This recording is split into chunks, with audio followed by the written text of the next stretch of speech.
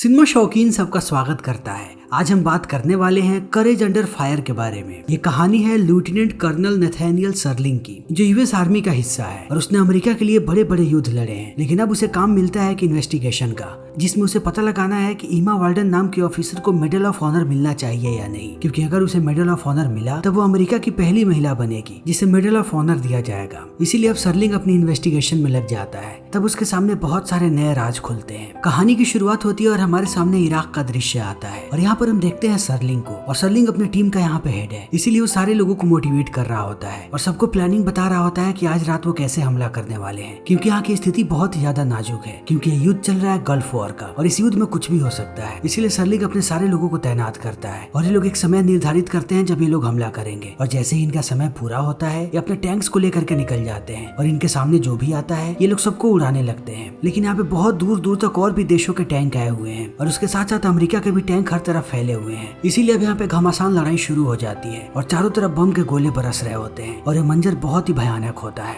क्योंकि कुछ लोग खुशियां मनाते हैं वहीं कुछ लोग बहुत ही ज्यादा दुखी नजर आते हैं। और सर्लिंग अपने काम में लगा हुआ होता है और वो सारे लोगों को गाइड कर रहा होता है कि अब उन्हें कहाँ पे फायरिंग करनी है। तभी ये लोग देखते हैं कि सामने से एक टैंक इन पे हमला कर रहा है। इसीलिए सर्लिंग अपने लोगों को आदेश देता है कि वो लोग भी टैंक पे हमला करें। लेकिन जैसे ही ये लोग टैंक पे हमला करते हैं इन्हें शक होता है, तभी ध्यान से टैंक को देखने लगते हैं। तभी इन्हें पता लगता है कि ये टैंक इनका ही है, यानी कि ये अमेरिकी टैंक ही था और उस टैंक के अंदर था कैप्टन बॉयलर, जो सर्लिंग का सबसे अच्छा दोस्त है। इसीलिए इस चीज को देखने के बाद अब सारे लोग पागल होने लगते हैं और उन्हें समझ में नहीं आता है कि वो क्या करे। तब सर्लिंग बार बार इस चीज को कंफर्म करता है कि क्या वो दुश्मन का टैंक है या अपना टैंक है, लेकिन अंत में इन्हें पता लगता है कि ये अमेरिकी टैंक ही है। फिर सारे लोग यहाँ पे सर्लिंग को आश्वासन देने लगते हैं और कहते हैं कि ये रात का वक्त था और किसी को कुछ भी पता नहीं चल रहा था, इसीलिए उन लोगों ने पहले हम पे हमला किया। लेकिन अब सर्लिंग पूरी तरीके से टूट चुका है और उसके साथ साथ उस टैंक के सारे लोग जिस टैंक ने उन पे हमला किया था। इसीलिए अब सब शोक मनाने लगते हैं और देखते ही देखते सुबह हो जाती है। लेकिन अब सबके कंधे झुक चुके हैं, क्योंकि सबको लगता है कि उन्होंने अपने एक साथी की जान ले ली है और अगर सबसे ज्यादा कोई उदास है तो वो है सर्लिंग। इसीलिए अब सर्लिंग वापस चला आता है अमेरिका और यहाँ आने के बाद इस पे कार्यवाही होती है और कुछ लोग इसे गिल्टी भी पाते हैं, लेकिन सारे लोग इस बात को दबा देते हैं। लेकिन अब सर्लिंग किसी भी युद्ध में नहीं जा सकता, इसीलिए उसे डेस्क जॉब दिया जाता है और समय ऐसे ही बीतने लगता है। फिर थोड़े समय के बाद सर्लिंग को एक केस मिलता है और उसका सीनियर उसे बताता है कि वो चाहता है कि सर्लिंग एक इन्वेस्टिगेशन करे, क्योंकि इस बार के मेडल ऑफ ऑनर दिया जा रहा है ईमा वाल्डन नाम की एक औरत को। इसीलिए ये लोग चाहते हैं कि ये लोग पूरी तरीके से तहकीकात करें और पता लगाए कि ईमा ने सच में बहादुरी दिखाई थी या फिर इसमें भी कुछ राज छुपा हुआ है। और इन सारी चीजों को देखने के बाद जल्दी से सर्लिंग भी काम पे लग जाता है। तब सर्लिंग को यहाँ पे कुछ लीड्स मिलते हैं जहाँ पे ये लोग युद्ध कर रहे थे इराकियों से। वहाँ पे अमेरिकी सेना को बचाने के लिए 3 रेस्क्यू हेलीकॉप्टर्स को भेजा गया था, जिसमें एक ब्लैक हॉक भी था और ब्लैक हॉक के ज्यादातर लोग जिंदा बच गए हैं। इसलिए अब सर्लिंग सबसे पहले बात करने जाता है ब्लैक हॉक वाले ऑफिसर से और वो सारे के सारे ऑफिसर यहाँ पे मौजूद होते हैं। इसीलिए अब सर्लिंग उनसे बात करने लगता है और वो उनसे पहले हंसी मजाक करता है। तब ये लोग बताते हैं कि इन लोगों ने सिर्फ उस हेलीकॉप्टर को आते हुए देखा था और थोड़ी देर के बाद वो हेलीकॉप्टर क्रैश हो गया और रात भर वो हेलीकॉप्टर वहीं पे पड़ा रहा। लेकिन जैसे ही अगली सुबह हुई कुछ और हेलीकॉप्टर्स हमें बचाने के लिए आए और फिर उन लोगों ने सारे लोगों को बचा लिया। तब इन सारी बातों को सुनने के बाद सर्लिंग कहता है कि क्या तुम लोगों ने वहाँ पे कुछ अनयूजुअल नोटिस किया था? तब ये लोग बताते हैं कि हाँ, सुबह सुबह हमें M16 की आवाज सुनाई पड़ी थी। और सर्लिंग इन सारी चीजों को नोट कर लेता है और वो बाहर निकल जाता है। और बाहर आने के बाद जब वो पूरी फाइल को देखता है तब उसे यहाँ पे पहली बार पता लगता है कि ईमा वाल्डन मर चुकी है और इस बात को सुनने के बाद उसे बहुत दुख होता है और अब उसकी इस केस में दिलचस्पी और भी ज्यादा बढ़ चुकी है। लेकिन जब जब सर्लिंग अकेला होता है उसे बॉयलर का दुख सताने लगता है और उसे लगता है कि उसकी वजह से बॉयलर मरा है। इसलिए जब सर्लिंग घर पर भी होता है तब वो किसी और ही दुनिया में खोया रहता है और इस चीज को उसकी पत्नी समझ जाती है। इसीलिए वो उसे बार बार समझाने की कोशिश करती है, लेकिन सर्लिंग नहीं समझता और वो अपनी चीजों को पैक करता है और इस केस के इन्वेस्टिगेशन पर निकल पड़ता है। और वो सबसे पहले आकर के मिलता है कैरेन के को पायलट से, जिसका नाम है वन राइडी। और अब राइडी यहाँ पे अपनी कहानी सुनाने लगता है सर्लिंग को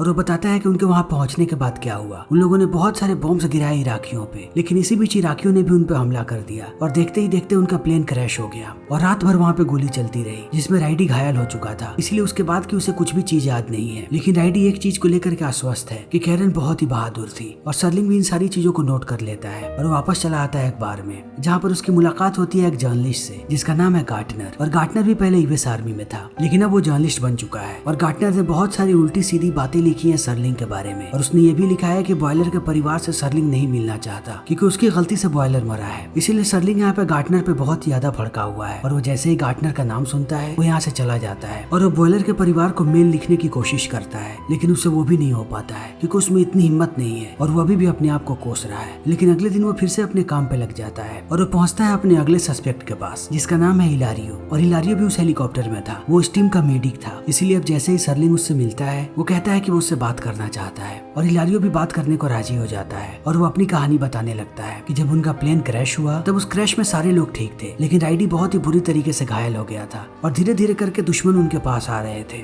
लेकिन ये लोग भी उनका जम के मुकाबला कर रहे थे और देखते ही देखते रात हो गई। तब इन बातों को सुनने के बाद सर्लिंग कहता है कि रात में क्या हुआ। तब हिलारियो बताता है कि हम लोग एक एक करके पहरा दे रहे थे और कोई भी नहीं सो रहा था, लेकिन जैसे ही आधी रात हुई और हम सारे लोग बात कर रहे थे कि रेडी की हालत बहुत ही ज्यादा खराब हो रही है, इसीलिए हमें उसे यहाँ से जल्दी ही बाहर निकालना पड़ेगा वरना सुबह तक वो बचेगा नहीं। इसी बीच दुश्मन बहुत ही ज्यादा करीब आ गए और दुश्मनों को सबसे पहले कैरन ने देखा और उसने ही उन पे गोलियां चलाई। उसके बाद हम लोगों ने भी दुश्मनों पे गोलियां चलानी शुरू कर दी और यहाँ पे हम लोग घायल होने लगे, लेकिन सबसे ज्यादा अगर कोई घायल था तो वो थी कैरन। उसके पेट में गोली लगी थी। तब मैंने उसे कुछ दवाइयां देने की कोशिश की और उसका इलाज भी किया और देखते ही देखते सुबह हो गई। तब हमें पता लगा कि हमें लेने के लिए हेलीकॉप्टर्स आ रहे हैं, इसीलिए हमने सिग्नल भी दिया और अब हम हेलीकॉप्टर में जाने को तैयार थे। लेकिन अब कैरन की हालत बहुत ही ज्यादा खराब हो गई थी। फिर जब हमने उसे चलने के लिए कहा तब उसने कहा कि पहले राइडी को लेकर के जाओ, और राइडी को लेकर के जाने के बाद मेरे लिए एक स्ट्रेचर लेकर के आओ, और हम लोगों ने भी ऐसा ही किया। लेकिन जैसे ही मैं थोड़ा आगे बढ़ा कैरन के पास एक बहुत बड़ा बॉम्ब ब्लास्ट हुआ और उसी में उसकी मृत्यु हो गई और हम लोग चाह करके भी कुछ नहीं कर सके।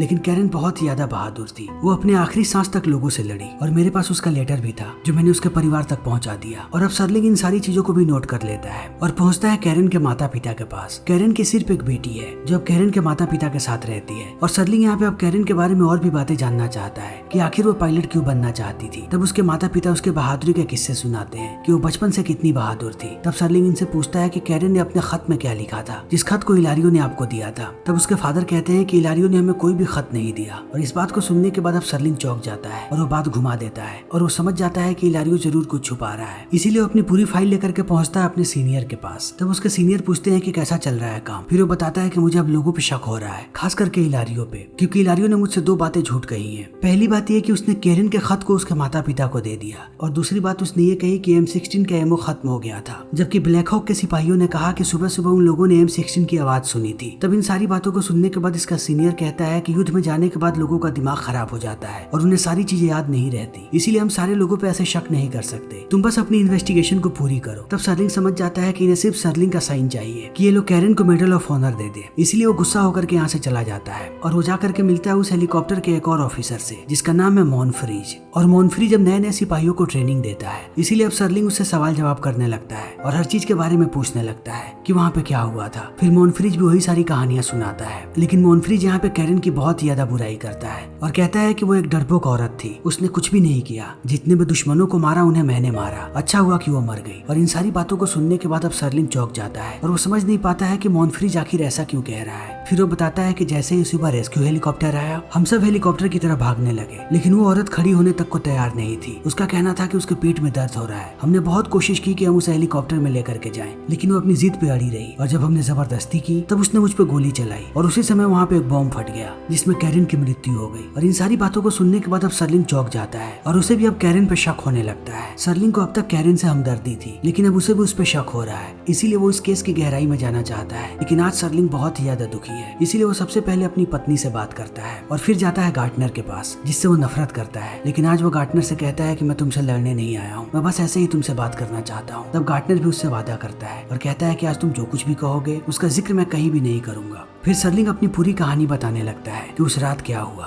और सर्लिंग को ये बात पता भी नहीं लगी कि उसके सामने कौन सा टैंक है, क्योंकि वो रात बहुत ही ज्यादा मुश्किल थी। सारी दुनिया को सिर्फ सर्लिंग की गलती नजर आ रही है, लेकिन सर्लिंग के दुख को कोई भी नहीं देख रहा, और अब शायद सर्लिंग को ताउम्र इसी दुख के साथ जीना पड़ेगा। लेकिन गार्टनर इन सारी बातों को समझ जाता है और वो उसे अपना नंबर देता है और कहता है कि तुम्हें जब भी बात करनी हो तब तुम मुझसे इस बारे में बात कर सकते हो। लेकिन अगली सुबह सर्लिंग का सीनियर उसे बुलाता है और वो केस की रिपोर्ट पूछता है। तब सर्लिंग कहता है कि उसे और भी इन्वेस्टिगेशन करनी है। तब उसका सीनियर गुस्सा हो जाता है और कहता है कि तुम इस केस को कुछ ज्यादा ही सीरियस ले रहे हो, इसीलिए अब तुम इस काम को नहीं देखोगे। तुम्हें जितनी इन्वेस्टिगेशन करनी थी तुमने उतनी इन्वेस्टिगेशन कर ली, अब इस केस को कोई और देखेगा। और इतना कहने के बाद वो सर्लिंग को यहाँ से भगा देता है। लेकिन अब सर्लिंग अपने केस को कैसे भी खारिज करवाना चाहता है, टैंक वाले केस को, इसीलिए वो जाता है गार्टनर के पास पास और उसे एक जगह पे जाने के लिए कहता है जहाँ पे उसे टेप्स मिलेंगे। हर एक टैंक में टेप्स होते हैं जिसमें वो सारी चीजों को रिकॉर्ड करते हैं और सर्लिंग चाहता है कि उसे वो टेप मिल जाए। तभी वो सारे लोगों के सामने इस बात को ला पाएगा कि उस रात क्या हुआ था और उस रात सर्लिंग की कोई भी गलती नहीं थी। सामने वालों ने पहले उस पर गोली चलाई थी और गार्टनर भी इस काम के लिए मान जाता है। फिर सर्लिंग जाता है अल्टामेयर के पास और अल्टामेयर वो आखिरी शख्स है जो उस हेलीकॉप्टर में था, लेकिन अभी वो हॉस्पिटलाइज है क्योंकि उसे पेट का कैंसर हुआ है और अल्टामेयर की हालत बहुत ज्यादा खराब है। इसलिए जब सर्लिंग उसके पास पहुंचता है तब अल्टामेयर बहुत ही धीरे धीरे बात करता है और वो यहाँ पे कैरन की तारीफ करता है और वो कहता है कि उसने कैरन जितनी बहादुर औरत आज तक नहीं देखी। और इतना कहने के बाद वो फिर से कहीं खो जाता है और कहने लगता है कि कैरन को उस आग से बचा लो।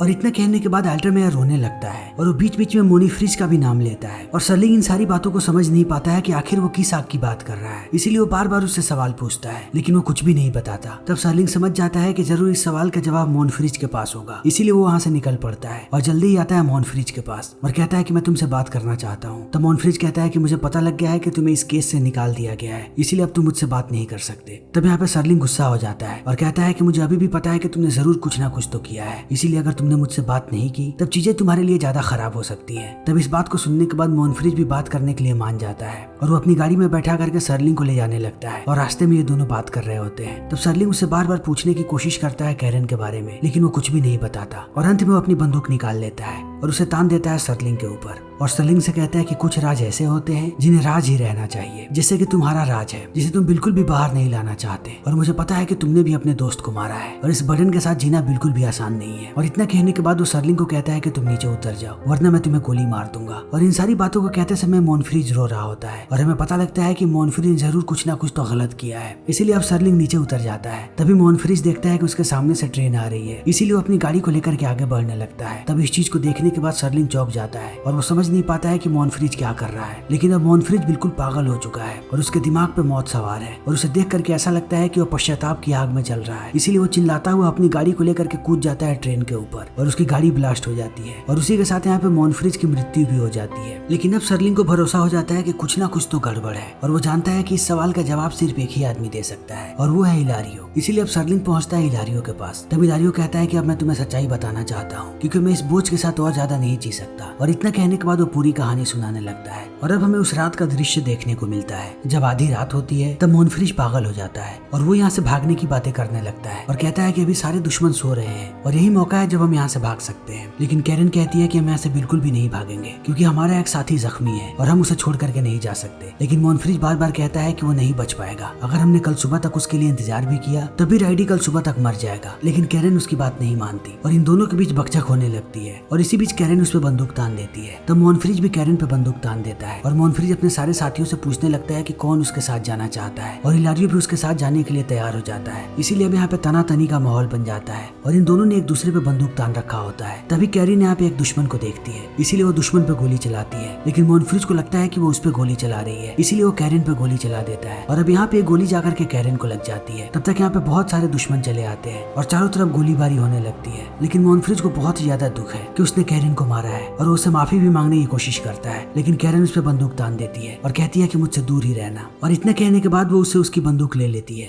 यानी कि M16। और देखते ही देखते सुबह हो जाती है। तब यहाँ पे और भी बहुत सारे दुश्मन चले आते हैं और यहाँ पे गोलीबारी होने लगती है। तब मोनफ्रीज आता है कैरन के पास और कहता है कि मुझे वो बंदूक दे दो, मुझसे गलती से गोली चल गई। तब कैरन उसे बंदूक दे देती है, लेकिन कहती है कि तुमने मेरा ऑर्डर नहीं माना है, इसीलिए मैं जैसे ही यहाँ से निकलूंगी मैं सबसे पहले तुम्हारे ऊपर कार्यवाही करूंगी। और मोनफ्रीज इन बातों को सुन लेता है, फिर वो गोलियां चलाने लगता है। तब यहाँ पे रेस्क्यू टीम आ जाती है इन्हें ले जाने के लिए। तभी हिलारियो कैरन को चलने के लिए कहता है, लेकिन वो कहती है कि पहले रेडी को लेकर के जाओ और उसके बाद मेरे लिए स्ट्रेचर लेकर के आना, तब मैं जाऊंगी। और हिलारियो भी यहाँ से निकल जाता है और जल्दी ये लोग पहुंचते हैं हेलीकॉप्टर के पास। लेकिन जैसे ही ये लोग हेलीकॉप्टर में दाखिल होते हैं, पायलट पूछता है कि कोई छूटा तो नहीं। तब मोनफ्रीज कहता है कि नहीं। तब वो कैरन के बारे में पूछते हैं। तब मोनफ्रीज कहता है कि कैरन मर चुकी है। और इस बात को सुनते ही वो लोग हेलीकॉप्टर लेकर के उड़ जाते हैं और बाकी सारे लोग इस चीज को सुनने के बाद द्वंद में पड़ जाते हैं कि अब वो क्या बोले, क्योंकि उन्हें पता है कि अगर उन लोगों ने सच्चाई बताई तो मोनफ्रीज उन्हें मार देगा। और अब ये लोग हेलीकॉप्टर लेकर के निकल जाते हैं और उसके बाद ऊपर से ये लोग बॉम्ब गिरा देते हैं और बॉम्ब गिरने के बाद सारे जल करके राख हो जाते हैं और उसमें कैरन भी मर जाती है। और इस दुख में ये सारे लोग जी रहे थे